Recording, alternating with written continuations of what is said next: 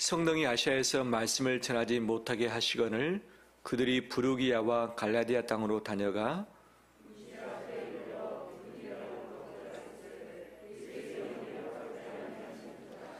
무시아를 지나 드루아로 내려갔는데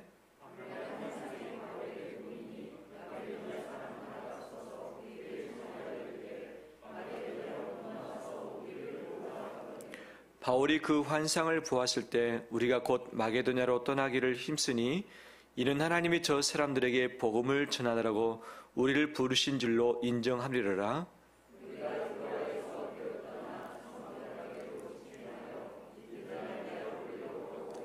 거기서 빌립보에 이르니 이는 마게도냐 지방의 첫 성이요 또 로마의 식민지라. 이 성에서 수일을 유하다가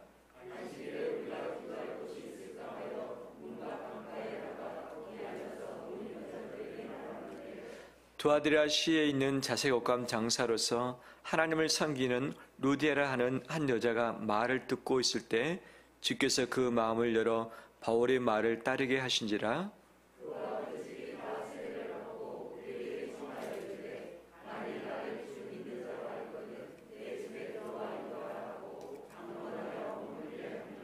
아멘. 주의 이름을 축복합니다. 오늘은 교회의 생일입니다. 교회의 생일.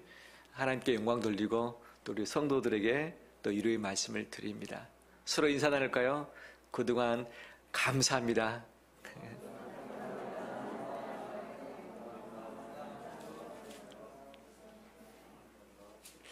요즘 교회 오실 때 차가 좀 더 많이 밀린가요? 비슷한가요? 예. 요즘 차가 많이 밀리죠.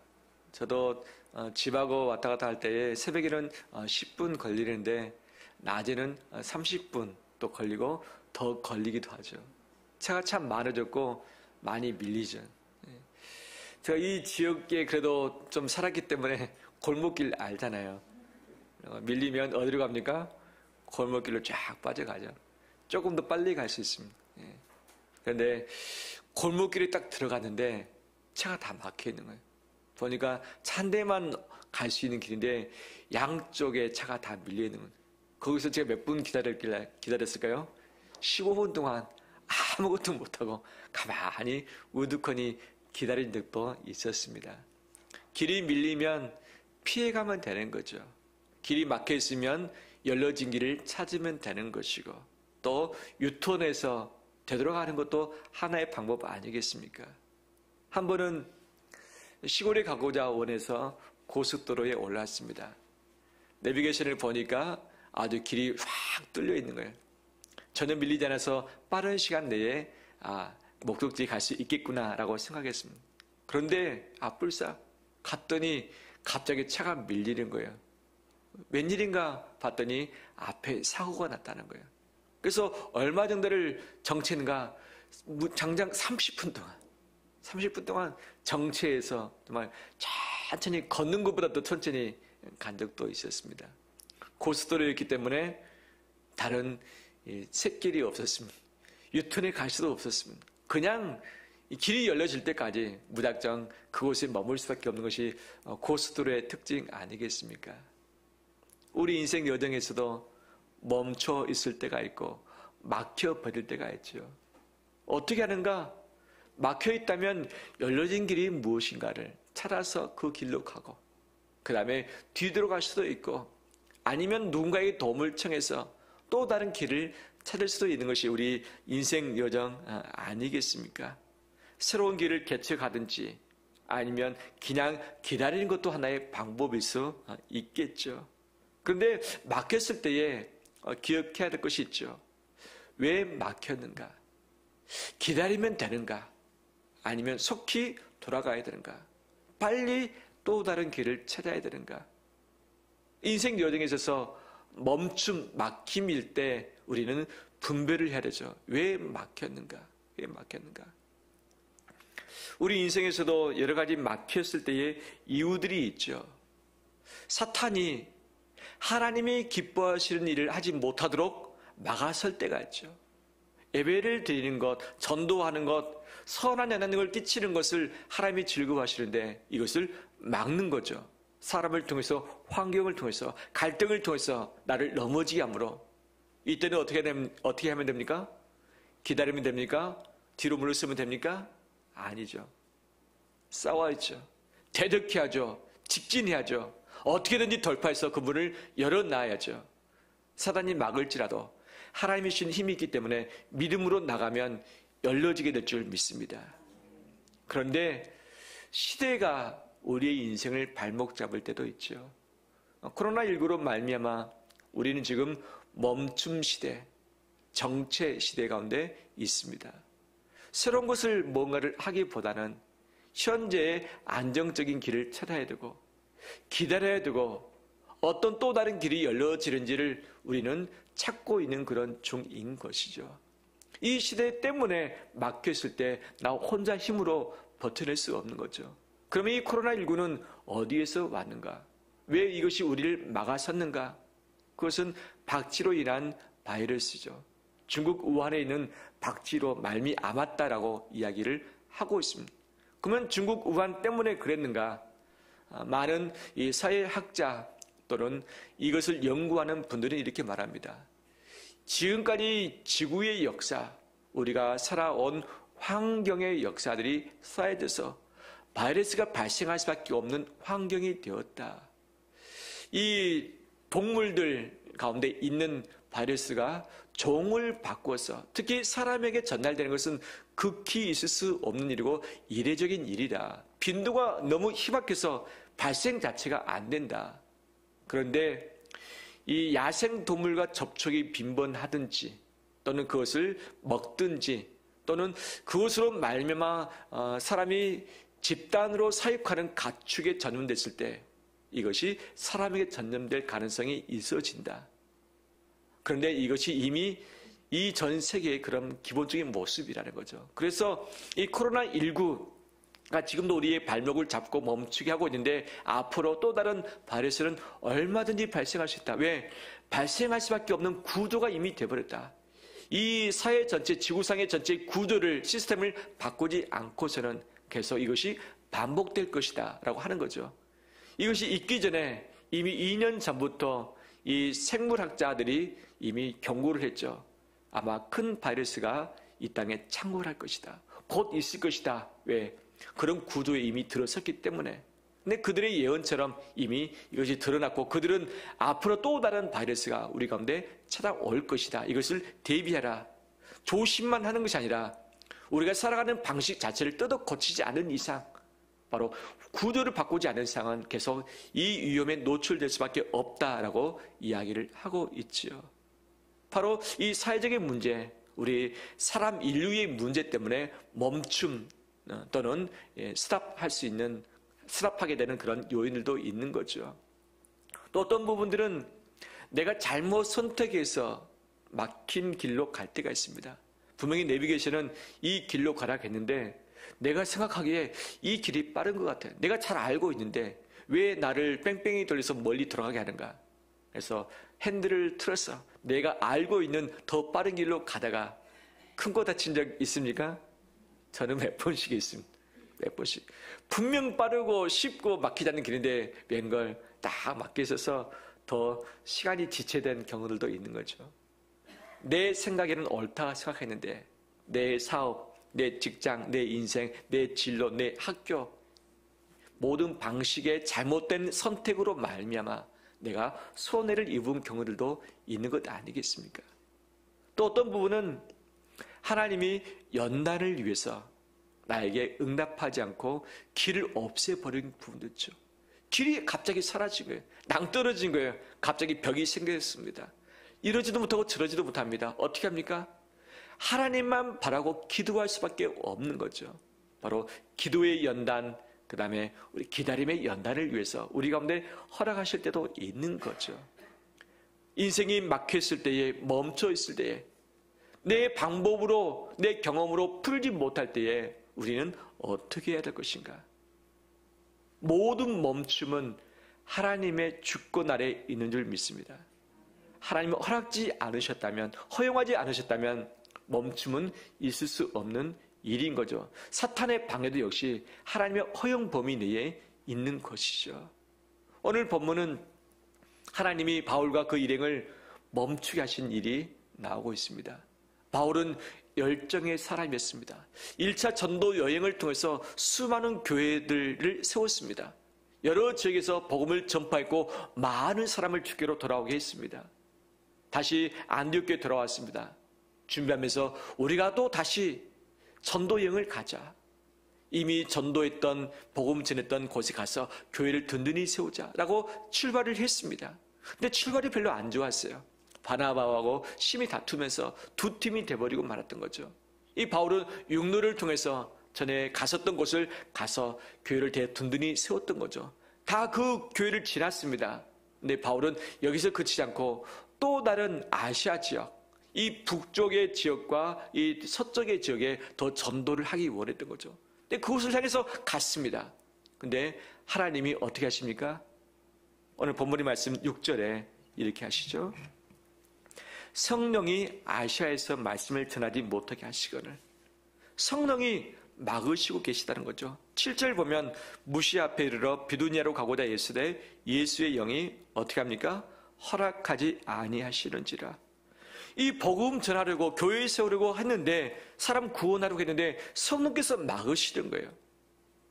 분명히 영혼 구원, 전도, 교회를 세우는 것은 하나님 기뻐하시는 일인데 왜 막으셨을까? 이리 가도 막히고 저리 가도 막히고 할 수 없는 거예요. 어떻게 막혔는지는 모르지만 하나님이 다 막으셨던 것이죠. 어떻게 되었는가? 이제는 아시아의 끝자락 땅끝까지 왔습니다. 그곳이 드루아라는 항구 도시였죠. 거기서 아무것도 할 수 없어서 머물러 있었죠. 근데 그 밤에 하나님이 바울에게 환상을 보이셨죠. 저 건너편, 지금으로 보면 그리스, 유럽 지역이죠. 바로 마게도냐 지역. 한 사람이 손을 들어서 이리로 건너와서 우리를 도우라. 는 환상을 보았습니다.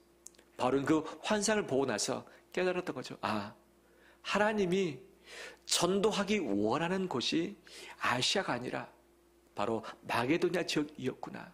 라고 해서 바로 그 다음날 배를 타고 출항을 합니다. 며칠을 걸려서 첫 번째 성인 빌립보에 들어갔던 거죠.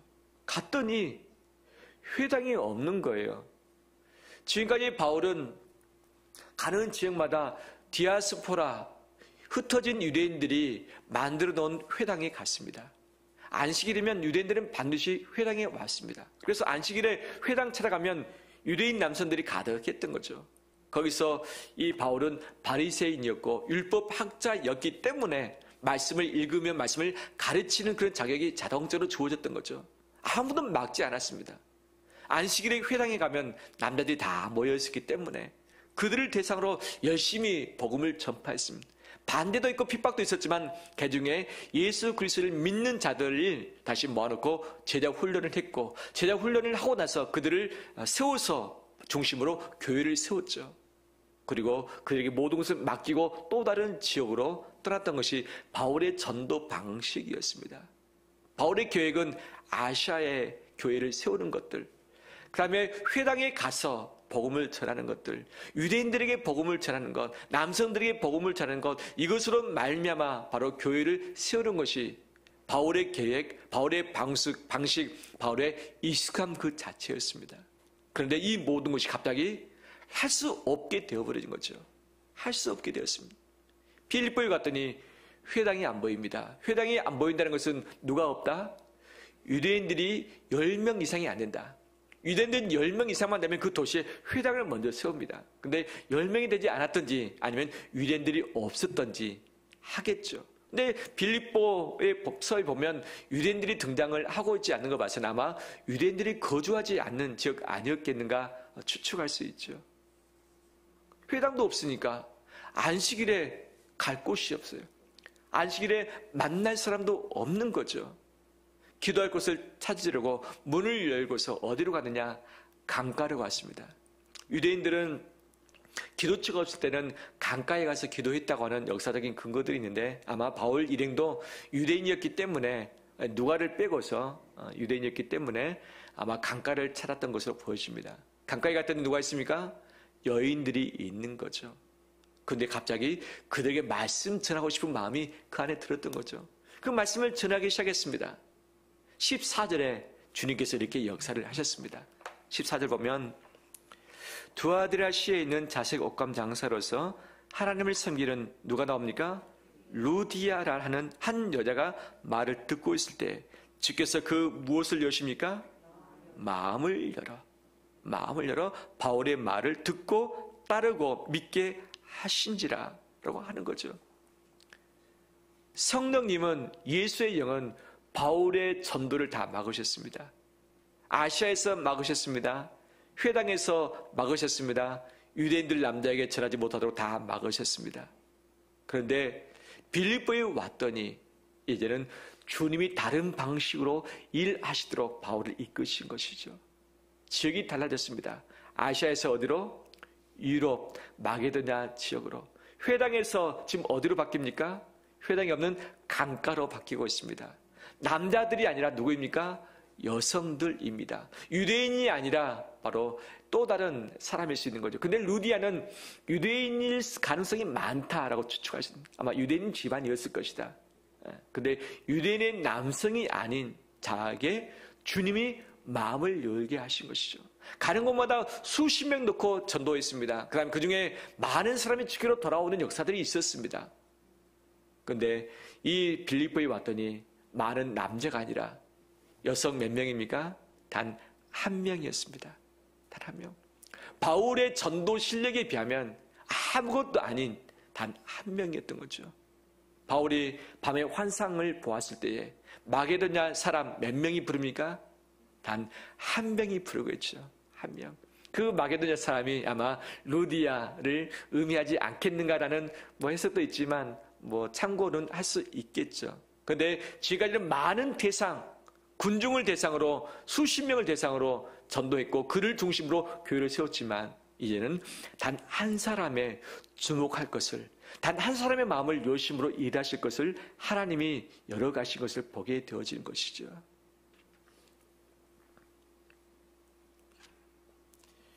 지역이 바뀌었습니다. 대상이 바뀌었습니다. 도보 중심의 2차 전도 여행이었는데 그 중간에 이제는 항해, 배를 타고서 새로운 대륙으로 건너가서 그 전도를 하게 되었던 것이죠. 남성 대상에서 여성으로, 유대인의 회당에서 바로 회당이 없는 강가에서, 그 전에는 급하게 계속 곧 하면서 쉬지 않고 달려갔습니다. 근데 빌립보에 왔더니 할 수가 없잖아요. 할 수 있는 것이 없잖아요. 그래서 수일을 머물렀다라고 이야기하고 있습니다. 그러니까 급하게 쉬지 않고 돌아다녔던 이 바울의 전도팀인데 갑자기 속도가 확 줄어든, 100km 성령으로 갔었는데 이제는 성력이 확 줄어서 그냥 머물 수밖에 없는, 영일 수밖에 없는 상황으로 바뀌었던 것이죠. 모든 것이 막혔으나 하나님은 여전히 일하시면서 또 새로운 것을 열어주셨습니다. 환상을 통해서 하나님의 뜻을 바울에게 열어주셨습니다. 항해를 통해서 마게도냐로 가는 길을 새롭게 열어주셨습니다. 하나님의 일하심을 기존의 방식에서 새로운 방법으로 여심으로 알려주셨습니다. 회당이 아니라 강가 넓은 곳, 문이 없는 곳에서 일하심을 보여주셨던 것이죠. 루디아의 마음을 여셨습니다. 그의 마음뿐만 아니라 15절 보면 그와 그 집이 다 세례를 받았다. 루디아 한 사람으로 말미암아 루디아 집안 사람 모두가 다 마음을 열고서 예수 그리스도를 영접하게 되는 이런 일이 있었다. 또 루디아는 강권하에서 누구를 집에 머물게 합니까?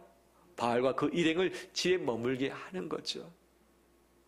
지금까지 회당을 중심으로 교회가 새롭게 시작됐는데 이제는 이 여인의 집이 문이 열리면서 바로 이곳이 빌립보 교회의 교두부가 되어지는 것이죠. 바로 이 마게도냐 지역에 빌립보성을 여셨고 빌립보성의 교회를 여셨고 이곳으로 말미암아 저 밑에 있는 데살로니가 지역 또는 고린도 지역, 아가야 지역까지도 복음의 문을 차근차근 열어가셨던 것을 보게 되었습니다. 모든 것이 멈췄지만, 모든 것이 막혔지만 하나님은 또 다른 곳에서 길을 여심으로 일하고 계셨습니다.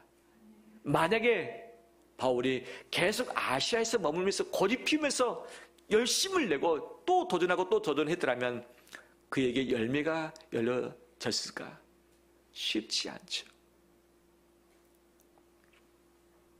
바울은 아시아에서 일하기를 원했지만 하나님은 아시아뿐만 아니라 땅끝을 건너가서 항해를 통해서 배를 타고 갈 수밖에 없는 그 지역에서도 복음 전하기를 간절히 원하셨던 것이죠. 하나님이 바로 이게 원하신 것이 있었는데 바울이 깨닫지 못하자 이것을 깨달을 때까지 그를 멈추게 하셨던 것이죠. 하나님 우리를 멈추게 하실 때에 분별하길 원합니다. 나에게 원하시는 것이 무엇일까? 내 인생, 내 가족을 통해서 바라시는 것이 무엇일까? 직장, 사업장, 내 삶, 내 인생 모든 것이 막혔을 때, 돈줄이 막히고 시간이 막히고 건강이 막혔을 때, 사람과의 관계가 막혔을 때 주님이 나에게 말씀하고 계시는 부분이 있다는 사실이죠. 다 막혔지만 하나님과의 관계는 막히지 않았습니다. 하나님은 말씀해 주셨습니다. 분별할 수 있도록 열어주셨습니다. 하나님의 일에 동참하도록 이끌어 주셨습니다. 할렐루야. 바울 편에 있어서도 모든 것이 막혔지만 바울은 포기하지 않았습니다. 빌립보에 와서 할 수 있는 것이 없었습니다. 지금까지 하루도 쉬지 않고 복음 전하기 위해서 애써 노력했는데 수일 동안 아무것도 못한 채 가만히 머물러 있었던 거죠. 얼마나 속이 탔을까요? 얼마나 답답했을까요? 얼마나 정신이 멘붕이었을까요? 그런데 바로 그때 안식일이 됐습니다. 바울이 찾은 것은 무엇이었습니까? 기도할 곳을 찾기 위해서 문 밖 강가에 갔다라고 하고 있죠. 모든 것이 막혔지만 바울에게 막히지 않았던 것은 무엇이었습니까? 기도였던 거죠. 기도, 하나님의 뜻이 어디에 있는지 기도하면서 그 시간을 보내고 있었던 거죠. 기도할 때 하나님은 누구를 만나게 하셨습니까? 루디아를 만나게 하셨습니다. 전혀 예상치 못했던 유대인도 아닌, 유대인 남성이 아닌, 예비된 사람도 아닌, 회당 속에 있는 사람도 아닌 강가에 있는 여인 중에 루디아를 하나님이 만나게 하셨습니다. 무엇하러 가다가? 기도하러 가다가.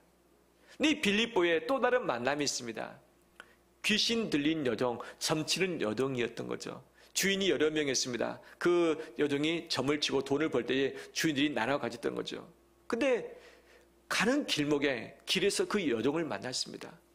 바울이 예수 그리스도의 이름으로 그 여종 안에 있는 귀신을 물리쳐 줬습니다. 쫓아내버렸던 거죠. 그런데 그 길이 어떤 길이었는가? 바울이 기도하러 가던 길에 하나님은 그 여인을 만나게 하셨고 귀신으로부터 자유케 해주셨습니다. 할렐루야.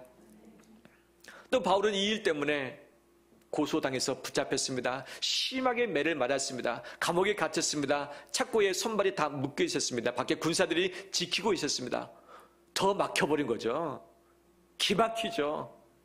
이 빌립보에 왔던 것도 기막힌 일인데 정말 더 기막힌 일이 벌어지고 있고 저 깊은 이 토굴 속에 빛이 들어오지 않는 이 바로 땅 안에 있는 그 굴 속에 갇혀버리게 된 거죠.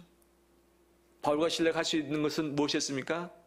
그가 밤에 기도하고 찬송했더라. 기도하고 찬송했더라.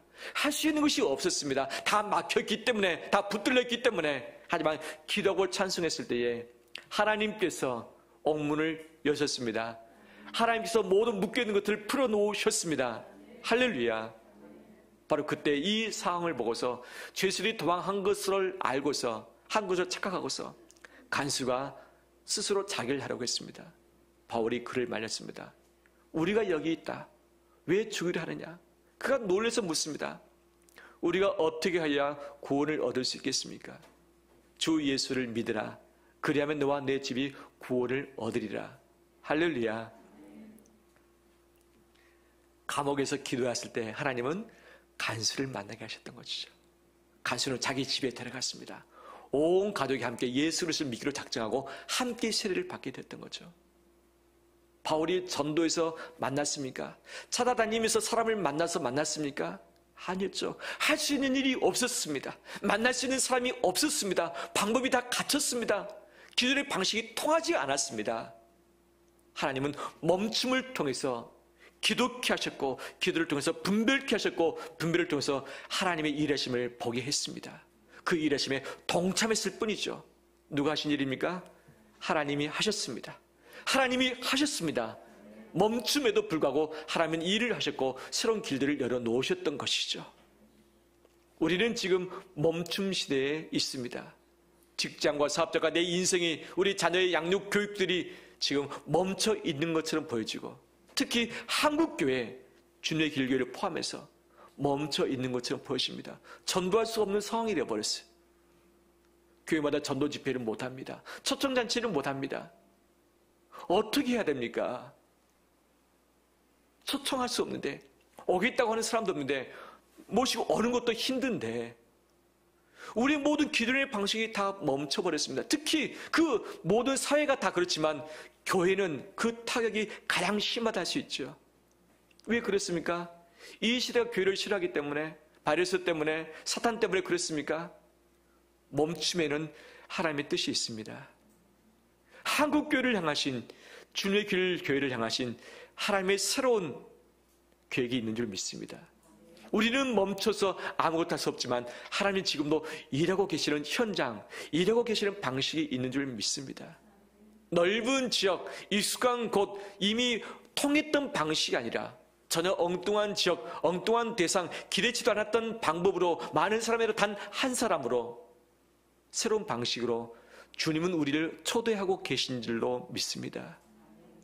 우리가 해야 될 것은 우리가 멈추길 원합니다. 기도하면서 주의 뜻을 분별하길 원합니다. 분별했으면 그 뜻에 동참하길 원합니다. 근데 여기에는 순종이라는 대가가 필요합니다. 바울의 순종은 무엇이었습니까? 그의 모든 것을 깨트리는 순종이었습니다. 그가 유대인으로서 고등 방식이 있었던 거죠. 바울도 상당히 복음으로 말미암아 깨어있던 사람이었는데 그도 출신이 유대인 바리새인이었기 때문에 그 안에 갇혀 있었던 거죠.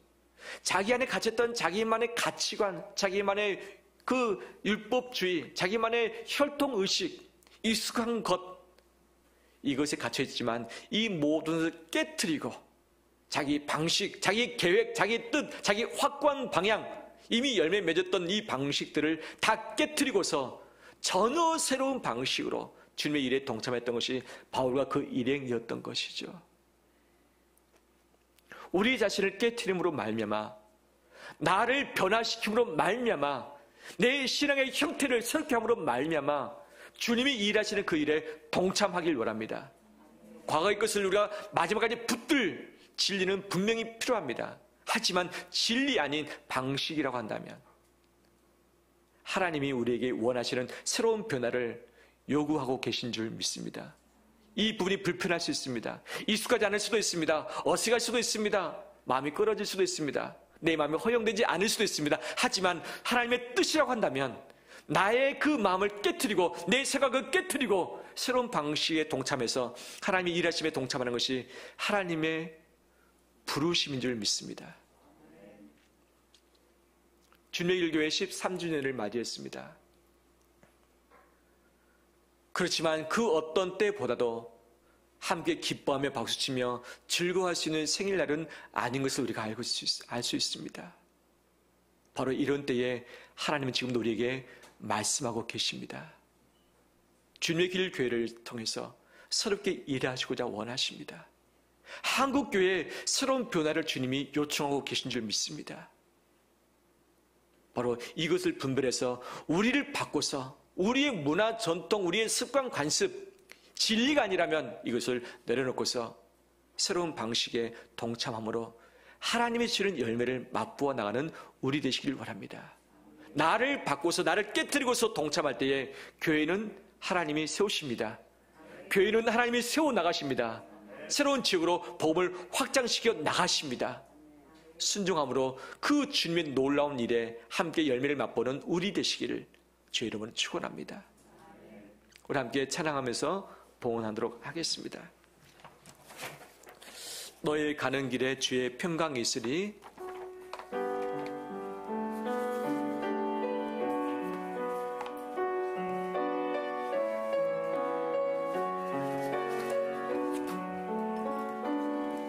너의 가는 길에 주의 평강 있으리.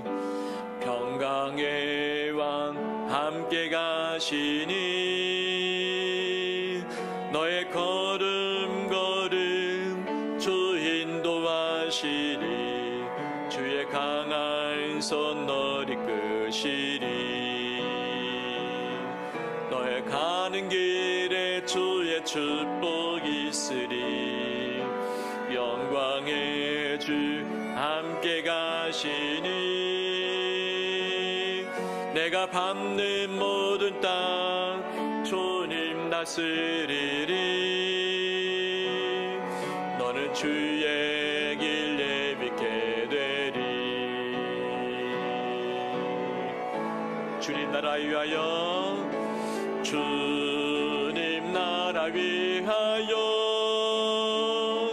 길 떠나는 주께서 가라시니 주께서 가라. 너는 가라 주의 이름으로. 너는 가라 주의 이름으로. 거칠은 광야 위에, 거칠은 광야 위에 꽃은 피어나고 세상은 내 안에서, 세상은 내 안에서 주님의 영광 보리라. 강하고 담대하라. 담대하라. 세상에 계신 주, 이기신 주느라. 너와 동행하시며 너와 동행하심 내게 새 힘을 주시리. 내게 새 힘을 주시리. 주님 나라 위하여, 주님 나라 위하여 길 떠나는 나의 형제여, 길 떠나는 나의 형제여. 주께서 가라시니, 주께서 가라시니 너는 가라. 가라 주의 이름으로. 거칠은 광야 위에, 거칠은 광야 위에 꽃은 피어나고 세상은 내 안에서 주님의 영광 보리라. 강하고 담대하라. 아멘. 담대하라. 세상에 계신 주들아. 너와 동행하시며 너와 동행하시며 내게 새 힘을 주시리. 내게 새 힘을 주시리.